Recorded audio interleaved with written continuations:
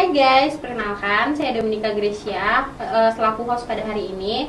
Nah, untuk kesempatan kali ini kita akan membahas tentang apa sih unggas itu. Nah, narasumber kita pada hari ini merupakan salah satu dosen dari Fakultas Pertanian Program Studi Peternakan, yaitu Ibu Nurul Fajri, SPT MSc. Nah, terima kasih Bu udah berkenan untuk hadir pada kesempatan kali ini. Nah, di sini saya mau nanya-nanya nih Bu, kira-kira kan banyak nih yang kayak unggas gini. Nah, unggas itu tuh apa sih Bu? Unggas itu? Jadi kalau unggas itu sendiri seperti mungkin yang kalian ketahui kan, itu jenis ternak ya, salah satu hewan ternak yang termasuk dalam kategori tergolong dari Aves gitu ya, jenis Aves yang biasanya dipelihara itu dibudidaya untuk diambil telurnya, dagingnya, dan juga bulunya. Cuman mungkin kurang lazim ya kalau bulu ya. Biasanya kalau bulu itu biasanya digunakan untuk bikin tepung bulu. Mungkin Grace pernah dengar ya tepung bulu Iya, kan? pernah dengar. Seperti itu. Oke. Nah, dari situ kan Bu, kenapa sih Bu Ibu tuh bisa tertarik gitu dengan unggas gitu? Kenapa nggak ruminansia atau misalnya yang lain gitu Bu? Kenapa Ibu tertariknya ke unggas gitu? Oke. Kalau dalam hal ini kan konteks sebagai profesi Ibu ya, sebagai pengajar, kenapa milih unggas? Karena memang dari S1 terus kemudian pendidikan S2 itu memang linear gitu ya unggas. Kenapa terus dari awal kok milih unggas gitu? Pertama karena unggas itu masa pemeliharaannya lebih cepat dibanding ternak yang lain, dan itu berkaitan dengan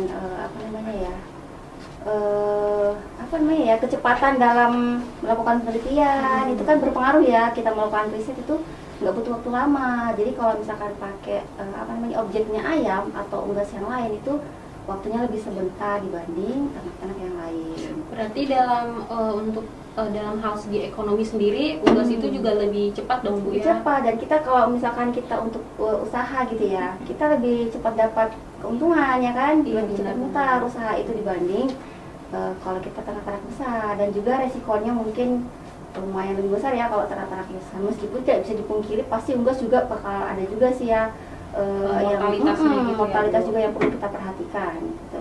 Nah, untuk unggas nih Bu, kan banyak macam tuh Bu. Nah, kira-kira jenis ternak apa aja sih Bu yang tergolong ke dalam unggas gitu? Jenis ternak yang tergolong unggas. Nah, mungkin yang sering dibudidaya itu ya umumnya ya ayam broiler gitu ya, terus ayam petelur. Tapi tidak hanya sebatas unggas darat aja ya, ada juga unggas air. Yang tergolong unggas air itu seperti apa coba? Bebek, angsa gitu ya, terus ada juga itik Manila itu ya. Jadi itu semua bisa kita golongkan ke dalam ternak unggas. Ada lagi mungkin jarang sih ya diteliti itu seperti kalkun, ayam mutiara. Pernah nggak? Baru dengar sih Bu kalau ayam mutiara. Itu lucu. Ayam mutiara itu sebenarnya juga biasanya banyak dibeli untuk dibudidayakan itu karena ayam hias. Tapi selain dia ayam hias juga tuh sebagai mengusir hama di kebun biasanya gitu. Angsa kan juga sama ya. Kalau angsa itu kan bisa ngusir ular gitu ya. Ular bisa takut sama angsa. Jadi biasanya kalau petani-petani peternak itu suka punya angsa 1 atau 2 itu kan. Kalau kita kan kadang dikejar gitu kan. Kalau angsa itu. Nah, terus tuh Bu, selain itu tuh kan pasti unggas ini kan rentan juga kan Bu terhadap penyakit. Nah, kira-kira faktor apa aja sih Bu yang jenis-jenis penyakit apa sih Bu yang kira-kira bisa menyerang untuk unggas gitu yang terkadang itu? Nah, kalau unggas itu kan seperti yang kita ketahui, penyakit itu semua pasti kan makhluk hidup akan kena penyakit ya, termasuk unggas. Biasanya penyakit itu ada macam-macam penyebabnya, yang menyebabkan gitu ya, entah itu disebabkan oleh bakteri, disebabkan oleh virus, kemudian ada juga parasit, ya kan pernah dengar ya. Nah, kalau bakteri, virus dulu ya. Kalau virus biasanya yang sering menyerang ternak, avian influenza mungkin pernah dengar ya? Iya, pernah dengar. AI, kemudian ada juga penyakit marek, kemudian ada penyakit MD, Newcastle disease ya. Itu biasanya menyerang pernafasan ya, terutama AI itu avian influenza itu biasanya menyerang pernafasan. Ya, ketika terjadi virus itu sudah susah dikendalikan ya kalau virus yang menyerang. Tapi kalau misalkan penyebabnya itu dari bakteri itu ada macam-macam ya. Pulorum, tahu pulorum ya? Iya, tahu. Daerah kapur kan itu disebabkan oleh bakteri pulorum. Nah, itu itu masih bisa dicegah ya dengan diberikan obat antibiotik dan lain sebagainya kalau masih bakteri ya. Kemudian ada lagi bakteri apa tuh yang menyebabkan diare, E. coli ya. Iya, Apa namanya itu ya, koksidiosis ya, itu bisa disebabkan oleh bakteri. Ada lagi kalau dari parasit tahu ya, iya, cacingan. Nah, itu bisa menyebabkan juga diare, nafsu makan turun ya. Kalau cacingan itu nafsu makan turun lama-lama, terus pertumbuhannya semakin kecil ayamnya, jadi tidak besar karena cacingan gitu. Kemudian ada lagi satu penyebabnya itu dari parasit kutu, ya kan, sehingga menyebabkan gatal terus ayamnya cukup nafsu makan gara-gara itu ya. Gitu, penyakitnya seperti itu sih.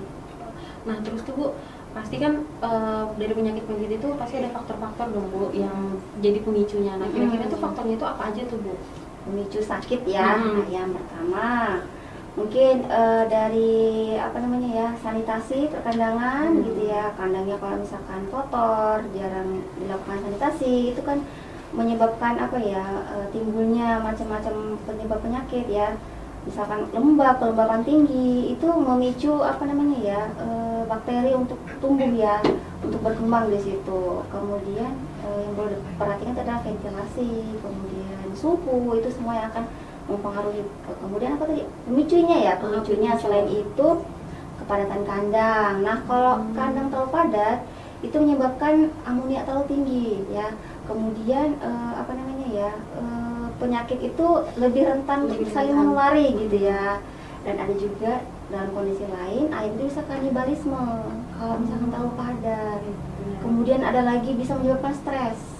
Stres itu karena terlalu padat gitu ya, jadi kayak berdesak-desakan. Nah, apa penyebabnya kalau stres? Ayam itu bisa seperti tadi ya, sering kanibalisme, kemudian menyebabkan dia itu langsung kayak kaget gitu, bisa langsung mati ayam itu. Apalagi kondisinya panas gitu ya, stres langsung mati. Itu semua pemicunya sih ya, pemicu yang menyebabkan. Nggak hanya itu juga ya. Kadang juga bisa ada penyakit di dalam kandang, tapi ayam itu kita lupa untuk memisahkan dari yang sehat. Jadi ayam yang sakit ini harus kita isolasi. Betul, harus diisolasi, di karantina ya, dipisahkan dari yang ayam yang sehat. Ya tidak jadi pemicu penyakit.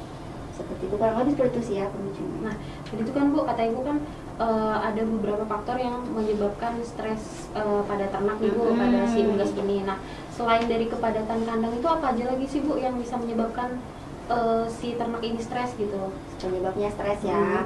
Ketika suhu tidak bisa kita atur ya, misalkan kondisi suhu di Kalimantan khususnya ya, suka panas kan, panas terus tiba-tiba hujan gitu kan. Jadi itu bisa menyebabkan ayam menjadi stres. Kenapa? Ketika panas itu kan ayam akan mengeluarkan panas tubuh, karena kan nggak punya kelenjar keringat kan ya ayam itu ya.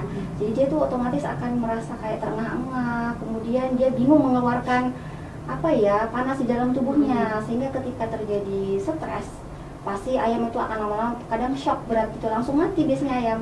Ini pengalaman Ibu selama pemeliharaan ayam ya. Kadang ayam itu ketika umur di atas 35 hari itu kan sudah besar badannya ya, ditambah suhunya tinggi, itu bisa kayak dia makan terus ya, kayak langsung kayak panas, mungkin dia panas tubuh, ditambah metabolisme tubuhnya ini langsung mati ayamnya.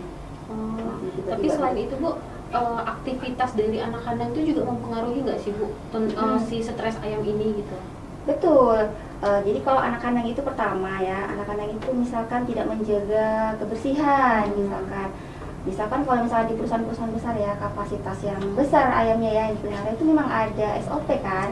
Ketika kita masuk kandang itu harus menggunakan APD lengkap, dia menggunakan sepatu boot, kemudian kita pakai desinfektan gitu kan. Nah, itu harusnya sebenarnya diperhatikan. Cuma mungkin dalam kondisi tertentu di kapasitas ternak-ternak yang tidak terlalu banyak kan jarang diperhatikan kan ya kebersihan. Mungkin sepatunya, alas kakinya itu kotor, bawa ke kandang gitu kan. Bolak-balik gitu. Iya, bolak-balik, kemudian ini yang bisa tertular penyakit yang dibawa oleh manusia. Dan unggas juga jadi saya pernah baca tuh Bu di kayak beberapa jurnal juga, katanya si unggas ini juga lebih rentan terkena penyakit ya Bu dari misalnya ternak-ternak lain. Itu benar Bu? Iya betul. Kenapa? Ya langsung dijawab aja. Kenapa kalau ayam itu lebih rentan? ayam itu memang lebih sensitif ya. Pertama dari genetik. Genetiknya itu memang ayam kan itu tadinya ayam itu masa hidupnya itu kan lebih panjang dari yang sekarang kan, yang ada sekarang itu kan memang sudah efek dari apa namanya ya, genetikanya ya, genetika ayam sudah sedemikian rupa diperbarui ya, sehingga masa hidupnya itu kan sekarang cuman 35 hari, 40 hari itu sudah dipanen ya. Otomatis itu ada kelemahan yang dihasilkan dari genetik ayam yang sudah dipendekkan usianya, apa termasuk ketahanan tubuhnya jadi semakin rendah seperti itu tuh kekurangannya mungkin ya. Dan memang genetik, tapi ada juga sih genetik ayam itu yang masih bagus gitu ya. Ada strain-strain ayam yang berbeda-beda gitu ya untuk memperoleh apa namanya ketahanan tubuh. Beda kalau misalkan ayam kampung kan, ayam kampung tuh lebih sehat kan, ketahanan tubuhnya lebih bagus gitu dibanding ayam-ayam beler, ayam petelur gitu. Nah terus nih Bu, kan ada tuh kayak beberapa jenis kandang nih Bu. Nah kira-kira apa sih pengaruhnya tuh kandang terhadap produksi dari unggasnya gitu? Misalnya kan kayak kandang telur tuh bisa nggak Bu kalau cuma di umbaran gitu aja gitu? Atau memang harus yang kandang baterai itu gimana tuh Bu? Ini untuk ayam petelur ya. Kalau ayam petelur, nah itu pasti kandang tuh berpengaruh ya. Kalau ayam layer nih, ya ayam petelur nih, kita kan yang kita inginkan kan telurnya ya. Kalau misalkan diumbar dalam satu kandang gitu ya, nggak disekat. Contoh aja ya, misalkan bayangin aja kalau misalkan ayamnya dilepas gitu aja, ketika bertelur kan ayam itu idealnya kan bertelur setiap 24-26 jam sekali kan. Nah itu telurnya ketika nggak ada tempat bertelur itu kan telurnya cuma di berserakan kan, dan itu bisa menyebabkan telurnya itu pecah ya kan. Kemudian kalaupun kerabangnya misalkan bagus nih, cuman kan bisa jadi kotor gitu ya, kotor banget kan dibanding kalau kita pakai kandang baterai. Tahu kan kandang baterai? Iya tahu Bu, yang sekat-sekat itu pakai besi kan. Nah itu lebih bagus. Apa pengaruhnya terhadap produksi? Kalau misalkan kita memberikan sekat, kita bisa menghitung produksi dari ayam. Misalkan ayam per ekor itu dia bertelur itu 24 jam sekali atau 26 jam. Jadi ketahuan ayam yang mana sih yang tidak produktif. Jadi nanti ketahuan, ayam ini mungkin sakit nih.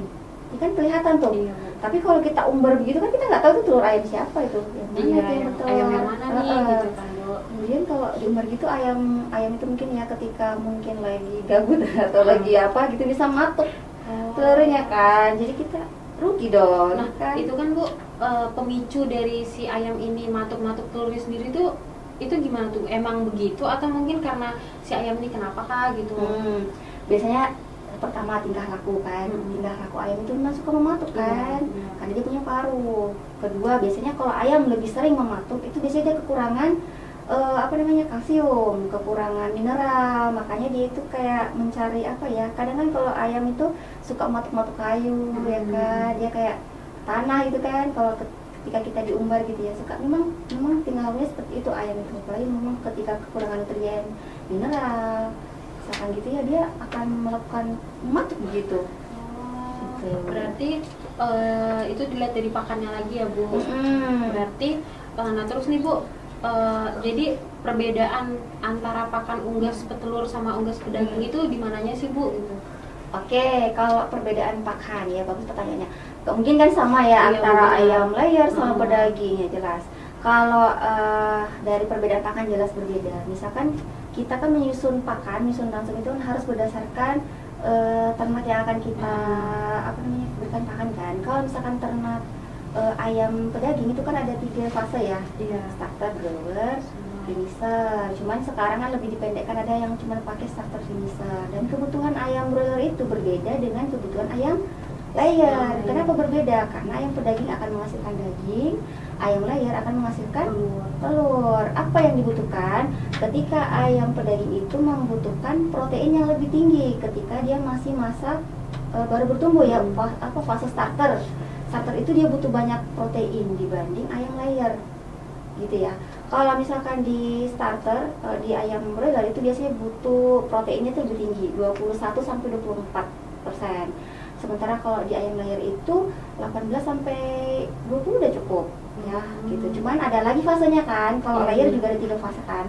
Layer yang masih awal telur yang awal itu kan, terus ada yang darah yang sudah mau mulai bertelur sama yang layer. Jadi protein itu yang perlu diperhatikan sama energi. Pernah belajar ya rasio protein energi kan. Jadi kalau protein di ayam pedaging itu lebih banyak. Kenapa? Karena butuh daging kan untuk pembentukan massa otot. Tapi kalau layer itu tidak hanya protein yang dibutuhkan, tapi juga apa?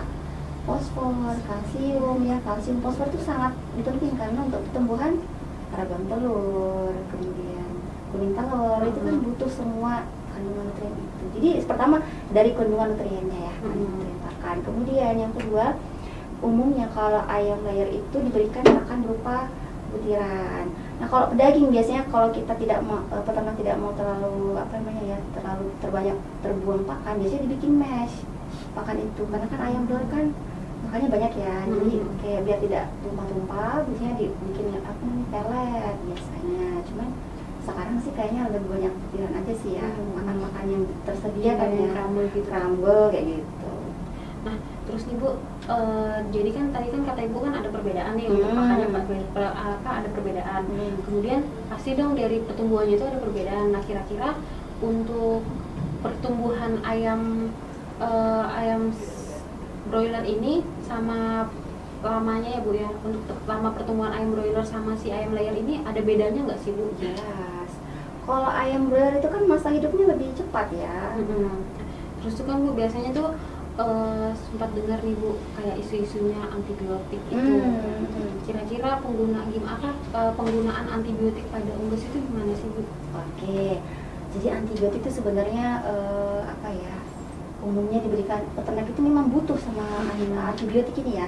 Nah, cuman mungkin antibiotik ini memang penggunaannya itu ada yang digunakan untuk mencegah penyakit, ada yang untuk mempercepat pertumbuhan. Nah, yang tidak diperbolehkan ini antibiotik yang mempercepat pertumbuhan atau istilahnya AGP ya, antibiotik growth promoters itu tidak diperbolehkan. Makanya ketika terjadi keluhan-keluhan, nah antibiotik AGP ini ternyata itu banyak memberikan dampak negatif. Tahu ya, dampak negatifnya itu salah satunya bisa menyebabkan resistensi antibakteri. Kenapa ketika resistensi antibakteri? Bakteri itu bisa berpindah ke manusia ketika dikonsumsi. Jadi antibiotik yang dikonsumsi berarti masih ada residu. Iya, masih ada residu karena tidak tidak mampu diolah oleh tubuh ayam ya untuk dikeluarkan gitu ya. Jadi tersimpan di dalam dagingnya. Nah, ketika kita makan si ayam yang tadi penuh residu tadi antibiotik, itu akan ke makan kita itu nanti efeknya mungkin alergi dan lain sebagainya. Makanya setelah ada banyak efek negatif ini, makanya sejak tahun 2018 itu diturunkanlah aturan undang-undang pelarangan penggunaan antibiotik oleh pemerintah ya, kesehatan hewan itu sudah tidak boleh lagi digunakan, sehingga saat ini tuh banyak dicari alternatif penggantinya ya. Contohnya apa? Prebiotik, probiotik, antibakteri, fitobiotik itu banyak jenisnya yang bisa digantikan. Seperti itu ya. Jadi berbahaya antibiotik itu.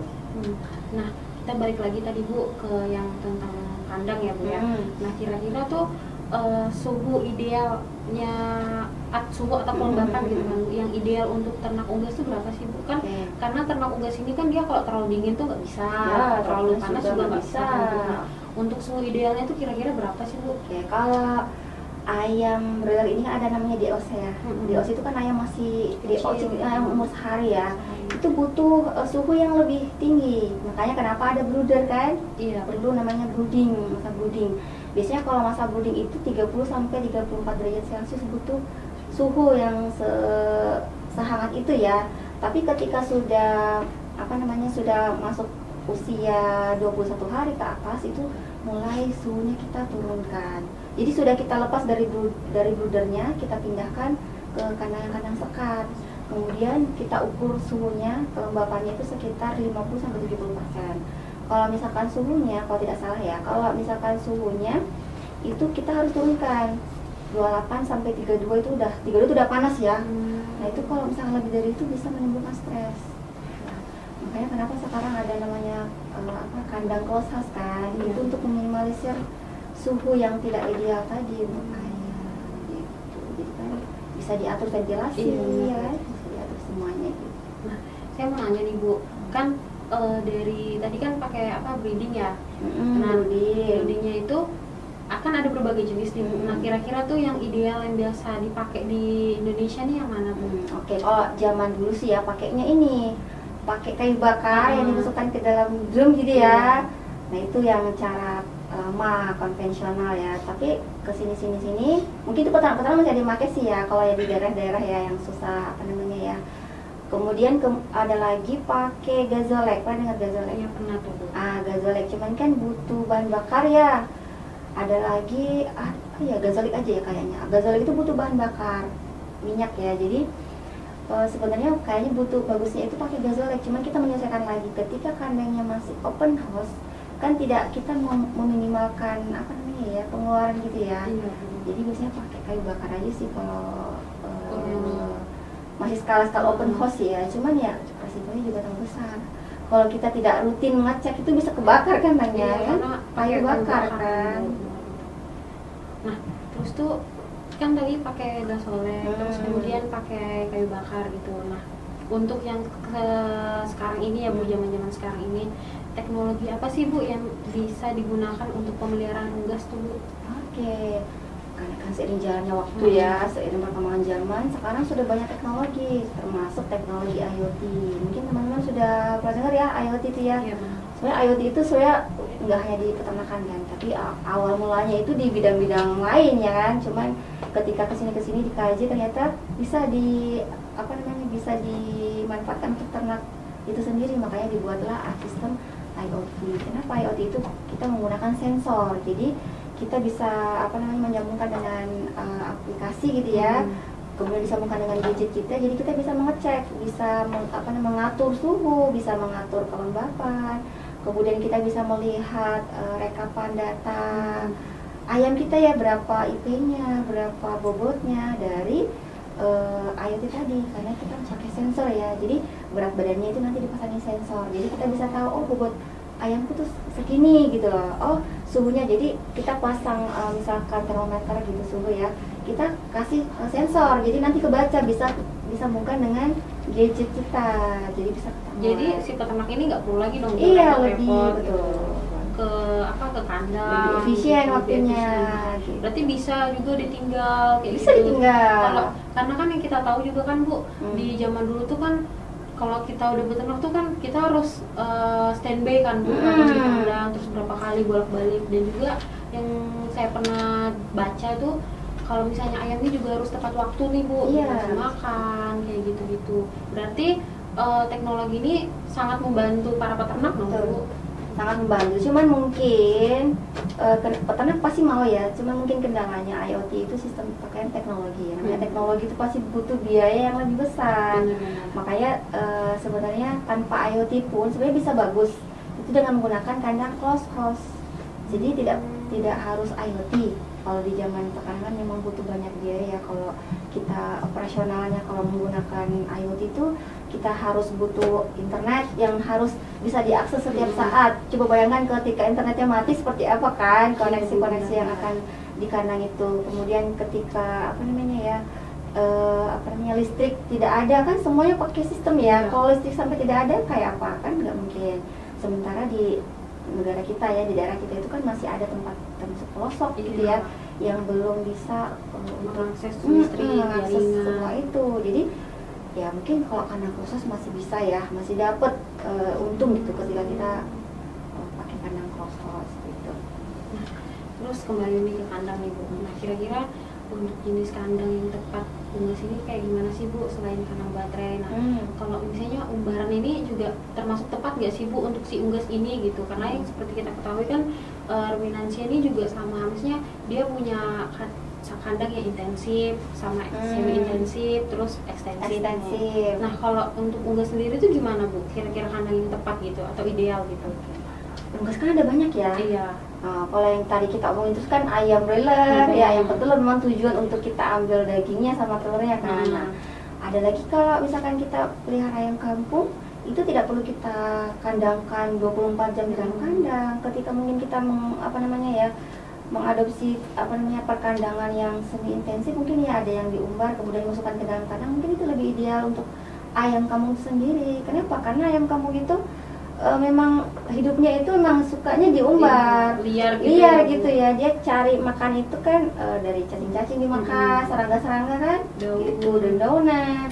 Beda kalau broiler. Kalau broiler kenapa? Karena broiler itu kan ketahanan tubuhnya lebih rendah gitu ya dibanding ayam kampung, bebek gitu ya. Makanya kenapa perlu dikandangkan 24 jam gitu ya. Itulah perbedaan. Nah, kemudian ketika kita pelihara unggas air, itu kita perlu perhatikan harus ada genangan air yang kita siapkan. Misalkan bebek, itik, nah itu setidaknya kita punya baskom gitu ya yang ada isinya air, karena kan dia itu cara makannya itu kan makan sambil nyosor gitu kan, makan terus minum, makan minum kan gitu kan, jadi harus ada air terus tersedia gitu. Jadi kita sesuaikan dengan unggas itu sendiri, jenis unggas apa dulu yang mau kita pelihara gitu. Berarti lingkungan itu sangat berpengaruh ya Bu untuk si produksi unggasnya sendiri. Betul. Nah terus Bu, kan tadi kita kan bahas tentang antibiotik nih Bu. Nah kira-kira ada nih kayak misalnya saya sering dengar nih Bu, kayak peternak tuh ganti dengan mereka tuh bikin jamu-jamu gitu. Nah efek dari pemberian jamu tuh terhadap unggas tuh apa sih Bu? Kemudian perbedaannya si unggas yang diberikan jamu sama unggas yang ya udah dilepas gitu aja, cuma dikasih kayak antibiotik aja gitu, ada nggak sih Bu perbedaannya gitu? Pernah sih, kalau ini hasil penelitian ya. Kalau menggunakan jamu, tahu kan jamu ya, jamu itu kan terdiri dari kunyit, empon-empon gitu ya, kunyit, jahe, kemudian ada jamu pernah pakai banyak ya, pokoknya penelitian pakai sirih segala, pakai daun sirsa, pakai daun jambu biji, itu kan banyak yang dilakukan ya. Memang terpengaruh ya, pengaruhnya itu apa? Pengaruhnya ke kesehatan. Kenapa? Karena di dalam herbal-herbal tadi mengandung apa namanya senyawa kimia. Senyawa kimia itu berupa antibakteri ya. Kalau misalkan di dalam kunyit tidak hanya antibakteri, tapi misalkan juga terdapat kurkumin. Apa itu kurkumin? Bisa meningkatkan nafsu makan. Jadi selain meningkatkan kesehatan ayam, kandungan kurkuminnya juga itu bisa memberikan nafsu makan untuk ternak. Makanya kenapa peternak suka memberikan herbal-herbal kan ya.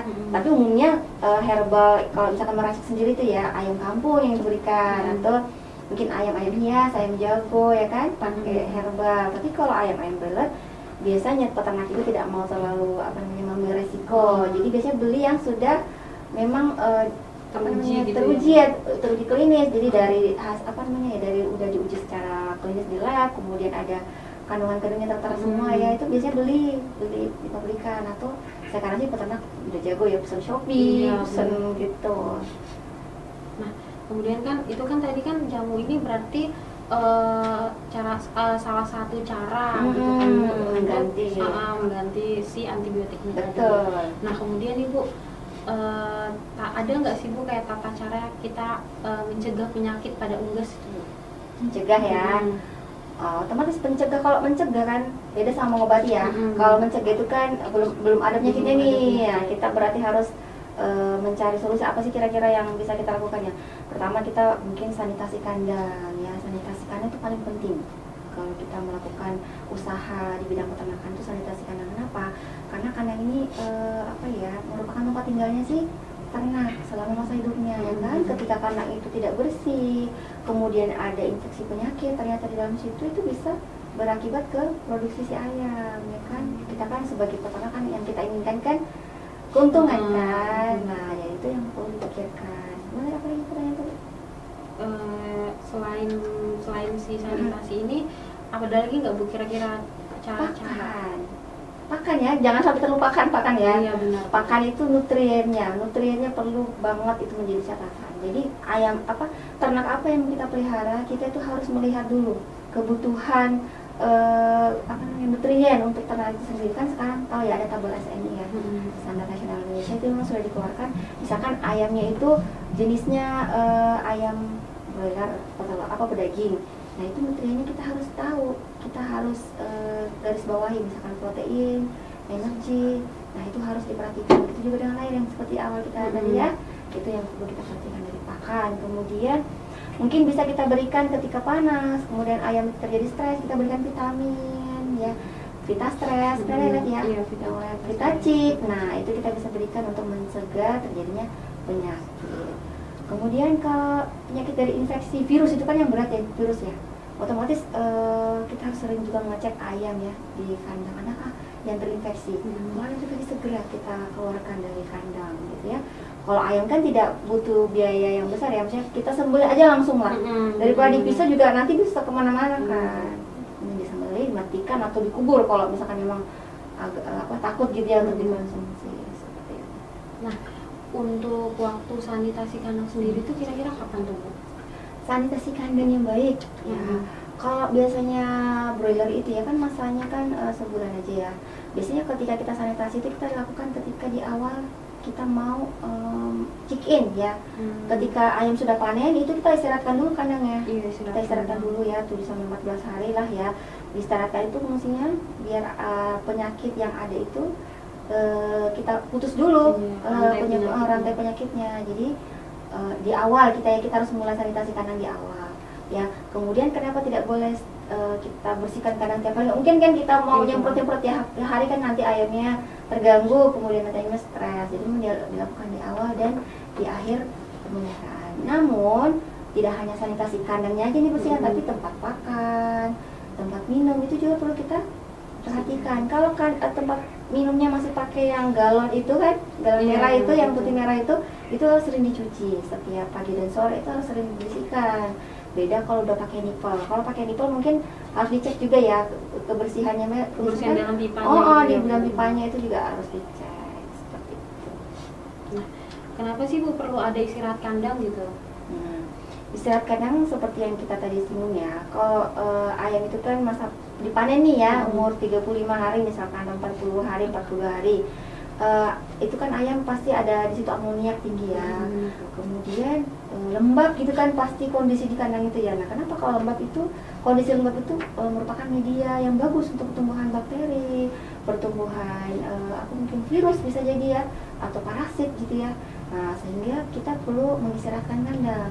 Tapi diistirahatkan nggak cuma diistirahatkan didiamkan aja ya, tapi kita melakukan sanitasi dulu, kita bersihkan dulu kandangnya, kita cuci kalau perlu ya kandangnya, kemudian kita berikan kapur mungkin ya, kita berikan desinfektan gitu ya, sterilisasi lah pokoknya kandangnya. Bisa juga kita buka ventilasi semua kalau masih open house gitu, biar apa? Biar udara masuk dan cahaya masuk, ada panas kan yang dihasilkan. Bakteri itu bisa mati dengan pemanasan ya, dengan suhu yang tinggi itu bisa mati. Jadi makanya perlu kita istirahatkan kandangnya. Berapa lama biasanya istirahat kandang itu? Bisa 7 sampai 14 hari. Berarti antara 1 sampai 2 minggu. Tapi biasanya sih kalau peternak itu pengen cepet-cepet ya, pengen cepet-cepet cikir lagi, 7 hari sudah bisa lagi dipakai kandangnya. Jadi kan kita nyinggung tentang sanitasi nih Bu. Nah, untuk biosecurity-nya sendiri nih Bu, ada nggak sih biasanya tuh SOP-nya tuh gimana sih Bu sebelum kita masuk ke kandang gitu? Yang biasanya kan kalau di ternak-ternak kecil kan ya jarang kan Bu pasti. Tapi kalau di perusahaan-perusahaan besar tuh gimana sih Bu biosecurity-nya gitu, SOP-nya? Kalau di perusahaan-perusahaan sepaman Ibu ya, terakhir gitu ya beberapa perusahaan, cuma udah lama nih nggak ke perusahaan besar ya. Itu kita memang disiapkan pakaian lengkap, APD-nya gitu ya. Dari sepatu kita harus ganti ya, kita buka pakai sepatu boot yang memang disiapkan dari sana, bukan sepatu boot bawaan kita ya, karena kita belum tentu juga safety kan dari bawaan kita. Nah, terus kita pakai jas lab tuh, pakai jaket yang sudah disiapkan oleh perusahaan. Kemudian biasanya kita pakaiin, kalau nggak handscoon biasanya kita disuruh cuci tangan dulu. Ada juga yang pakai ini, nah pakai apa itu namanya, kita masuk di terowongan kita disiram kayak ada air gitu ya, ada air, kita kayak di desinfeksi gitu ya, diberikan apa namanya ya, biar mungkin kuman-kuman yang di baju kita itu bisa mati gitu ya sebelum kita ke dalam kandang. Kemudian pakai masker ya kan, itu biasanya untuk perusahaan-perusahaan yang sudah besar ya, maju, karena kan bahaya ya kalau populasinya banyak, ayam satu aja sudah kena bisa menular kan. Nah, untuk tadi kan Bu kita bahas pakan nih. Nah, katanya kan ada, Ibu kan bilang tadi ada pakan yang mes, terus ada yang crumble, ada yang pelet gitu. Nah, jenis pakannya itu antara unggas satu dengan unggas lainnya tuh biasa berbeda kah Bu, atau tetap bisa meratakan gitu? Misalnya kayak si bebek ini misalnya makannya pelet terus ayam makannya pelet terus bebek juga pelet gitu, atau ada perbedaan nih Bu untuk jenis pakannya itu tadi? Oke. Tentu ada perbedaannya. Kenapa Ibu bilang ada perbedaan? Karena ini lagi-lagi masalah penelitian ya, hasil penelitian. Ketika unggas air itu butuhnya pakannya itu harus berair. Biasanya kalau unggas air bebek, itik, manila, terus angsa itu kan kita kasih campuran dedak, kemudian kita kasih bungkil, jagung, itu harus kita kasih air, dikompor pakai air.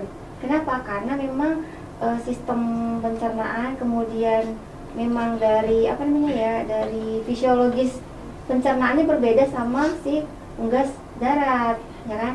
Dia harus basah pakannya kalau ternak-ternak unggas air, jadi harus basah. Pernah lihat nggak kalau bebek kita kasih makan kan harus basah kan, dimasukkan ke baskom, kita harus berair gitu.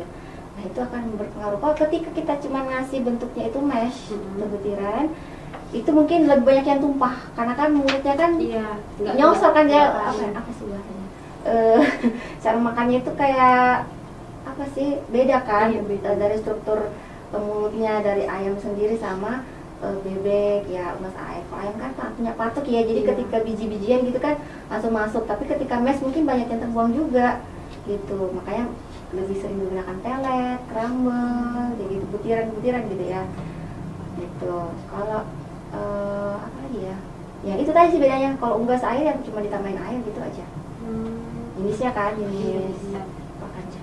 Nah kemudian Ibu ada nggak sih, atau ada nggak beberapa aspek yang bisa mempengaruhi produksi unggas itu sendiri gitu Bu? Aspek yang mempengaruhi produksi unggas, tadi ini keseluruhan tadi ya, pasti perkandangan ya, kemudian manajemen kesehatan ternak, kemudian manajemen apa namanya makan itu paling penting. Nah itu semua aspek-aspek yang perlu kita perhatikan. Kemudian apalagi ya dari peternaknya sendiri, dari apa namanya itu ya, pekerja kandang itu perlu kita perhatikan betul, karena apa ya, ketika kita punya ternak apalagi ini ayam, kita tidak boleh sembrono ya, apalagi ketika kita mempekerjakan orang, ketika ada mungkin karyawan kita tidak mengerti tentang kebersihan, tidak mengerti tentang kapan sih waktu-waktu yang tepat untuk diberikan pakan. Nah itu akan berpengaruh sama nanti keuntungan kita, pendapatan seperti itu. Jadi itu yang perlu kita perhatikan ya untuk aspek produksi. Kemudian ketika ayam petelur itu beda lagi kan. Ayam petelur itu kan kita harus ambil telur ya, kandang itu juga harus kita kalau bisa baterai, jadi kita bisa apa ya, kandang telurnya itu tidak pecah gitu ya, jadi aman telurnya. Setiap pagi kan kita bisa panen dengan enak, kita ambil gitu ya. Beda kalau kita umbar kayak tadi kita bilang di awal itu ya, bisa banyak kegagalan gitu ya.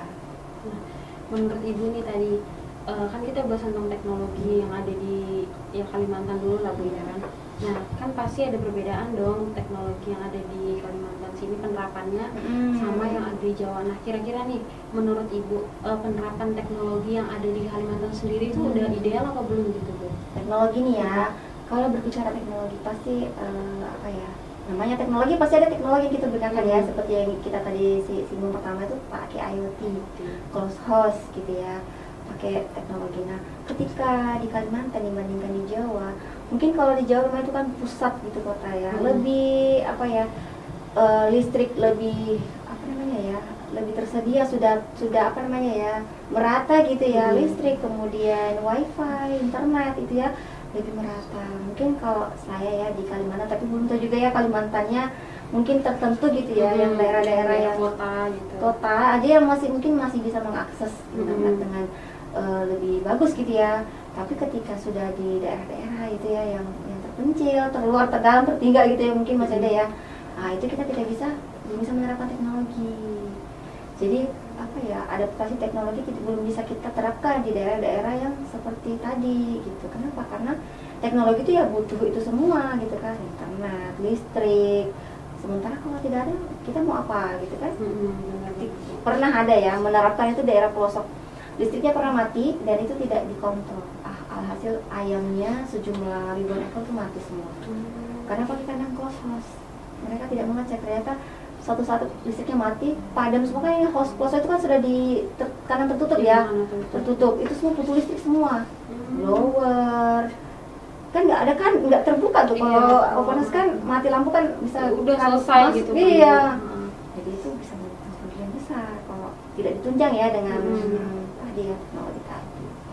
Kalimantan sendiri dibanding Jawa ya, Jawa itu masih lebih maju dibanding Kalimantan. Mungkin kedepannya ya, karena ada IKN ya, mungkin kedepannya akan bisa sama nyamailah dengan Jawa gitu ya. Nah, terus nih kan Bu, yang dari pernah saya baca nih Bu, karena kan selain kita butuh protein dari nabati, kita juga butuh protein hewani dong dua-duanya. Nah, kira-kira nih Bu, daging khususnya unggas ya Bu, daging khususnya unggas itu sudah memenuhi kebutuhan konsumsi di Kalimantan atau belum nih Bu? Untuk produksi ternak unggas tadi ya, untuk ternak unggas apa dulu? Unggas daging gitu ya. Kalau saat ini gitu ya, untuk memenuhi daerah Samarinda aja sebenarnya sudah cukup. Cuman kan kota Samarinda itu aja kan masih ada daerah lain dari Kalimantan kan. Ini kalau berbicara Kalimantan kan masih banyak daerah-daerah yang misalkan jauh dari kota gitu ya, itu masih belum tercukupi, sehingga biasanya kayak daging itu ada yang dikirim kita suplai dari luar Kalimantan, terutama telur.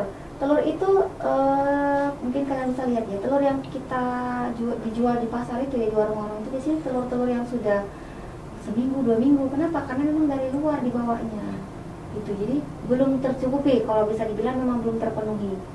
Pernah sih Bu melakukan kajian studi kelayakan ya di daerah pasar itu ya, menghitung gitu ya, berapa sih kebutuhan, berapa sih yang sudah terpenuhi. Nah, kalau di daerah Kalimantan itu sendiri ya, baru berapa persen ya? Sekitar 18% yang baru terpenuhi dari telurnya ya. Kalau dari pedaging sudah hampir terpenuhi, cuman kurang 12% aja ya. 12% yang masih kita ambil dari luar Kalimantan. Tapi kalau telur masih kurang banyak banget, malah 80%-an kita mengambil dari luar. Pertama dari Sulawesi, dari Jawa Timur ya kan, dari Surabaya, itu semua telur dikirim ke sini. Kemudian dari Kalimantan Selatan itu sudah maju peternakannya. Ada juga yang diambil dari Kalimantan Selatan, Balikpapan kan, Balikpapan mungkin juga ambil kan, cuma dekat dari Balikpapan ke ini kan lebih dekat transportasinya ya. Gitu. Masih sebelum belum terpenuhi. Jadi sebenarnya peluang ya untuk kita orang peternakan, bidang peternakan untuk mungkin turut serta punya usaha gitu ya di bidang ternak. Berarti masih yang kita butuh banyak banget ya Bu untuk telurnya. Apalagi kan mau ada IKN nih ya. IKN kan pasti otomatis akan bertambah jumlah jiwanya kan yang akan masuk ke Kalimantan. Otomatis perlu dong penambahan juga ya pasokan daging, telur gitu. Nah, jadi Bu, dari Ibu sendiri nih, gimana caranya untuk menarik minat masyarakat atau mahasiswa-mahasiswa untuk biar bisa tertarik di bidang peternakan khususnya unggas gitu Bu? Karena kan yang kita tadi Bu bilang kan, yang kita ketahui kalau untuk produksi unggas sendiri itu kita kurang banget kan Bu, telurnya itu apalagi telur ya Bu, di telur itu kurang banget. Nah, gimana sih cara Ibu untuk biar bisa menarik perhatian gitu, biar ada minat dari masyarakat atau mahasiswa-mahasiswa tuh ke bidang peternakan gitu? Oke, mungkin gini ya, karena memang kesadaran dari kita ya kalau gitu ya, mungkin bisanya kita memberikan sosialisasi, kita memberikan penyuluhan mungkin ya, dengan pentingnya protein hewani, protein dari telur ya. Nah, kemudian untuk mahasiswa itu sendiri kenapa mungkin belum banyak tertarik mungkin misalkan di bidang unggas, mungkin perlu diberikan kalau masyarakat kan kaitan dengan penelitian gitu ya, mungkin saya takut pelihara ternak ayam gitu ya, takut ini gitu, bla bla bla gitu kan, ada ketakutan, kekhawatiran gitu ya, masa pemeliharaan lama misalkan, itu perlu kita berikan seperti tadi, kalau misalkan masyarakat kita berikan penyuluhan, kalau masa mungkin kita perlu berikan sosialisasi, kemudian kita menjelaskan ternak unggas itu tidak seperti itu. Jadi unggas itu gampang loh dipelihara, masa hidupnya pendek, tidak seperti ternak-ternak yang lain. Kelebihannya apa? Itu harus ditahu dulu ya, kelebihannya apa, keuntungannya gimana sih ketika kita pelihara ayam, misalkan pedaging misalkan kita pelihara dengan kapasitas sekian, itu kita bisa mendapat keuntungan berapa sih? Ketika kalian tahu sampai ke sana, pasti kalian akan tertarik. Ibu yakin. Karena kenapa? Ketika pelihara ternak-ternak kita bandingkan ya dengan ternak yang lain misalkan ya. Ketika sapi, mungkin pertama butuh modal yang besar. Ya kan, butuh modal besar, kemudian butuh tempat yang luas, iya kan? Lahan yang luas. Habis itu butuh ngarit. Iya enggak? Iya, kan harus ngarit kan. Kemudian tidak hanya itu, pasti kalian juga butuh pemeriksaan kesehatan kan, beda ya kalau ternak besar kan, harus mendatangkan dokter hewan ya kan, beda sama ternak unggas kan masih tergolong ternak kecil. Jadi apa ya, kita tuh masih bisa pelihara coba-coba dulu misalkan 100 ekor. Iya. Lama-lama kalau kita sudah adaptasi bisa ditambah lagi populasinya, karena lebih mudah sih kalau menurut saya ya.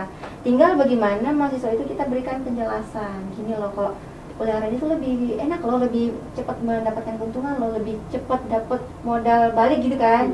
Itu dibanding tempat yang lain. Ketika itu usaha mungkin ya, ketika mungkin penelitian kita bisa menyarankan ke mahasiswa ya, kalau konteksnya penelitian ya, yaitu kembali tadi lebih cepat kita pemeliharaan kalau unggas. Dan sebenarnya kalau kita penelitian unggas itu tidak perlu kita tunggu sampai 35 hari. Dalam kondisi tertentu ayam itu kita berikan misalkan pengakuan pakan sampai umur 21 hari aja itu sudah bisa memberikan pengaruh. Jadi sebenarnya sampai 21 hari aja udah bisa diambil datanya. Panennya itu mulai dari 20 sampai 40 hari ya Bu ya? Iya, 40 hari itu paling maksimal lah ya. Kalau untuk ayam-ayam ukuran besar kan 2 kilo, 2 kilo kan. Tuh. Tapi kalau di bawah itu umur 21 hari udah bisa dipanen kan ayamnya yang kecil-kecil itu kan. Jadi bisa untuk kalau itu konsumsi sendiri iya, gitu ya. Dan tadinya empuk sih ya kalau ayam benar-benar. Nah oke, jadi inilah pembahasan kita tentang unggas pada hari ini. Udah banyak banget ilmu yang kita dapat di hari ini. Nah, makasih juga kepada narasumber Ibu Nurul yang sudah berkenan hadir pada hari ini, yang udah banyak banget memberikan kita ilmu. Sekian, terima kasih, dadah. Behind scene. Mungkin itu aja kali ya Bu ya untuk podcast kita hari ini. Nutupnya gimana, Wak? Aku nggak tahu.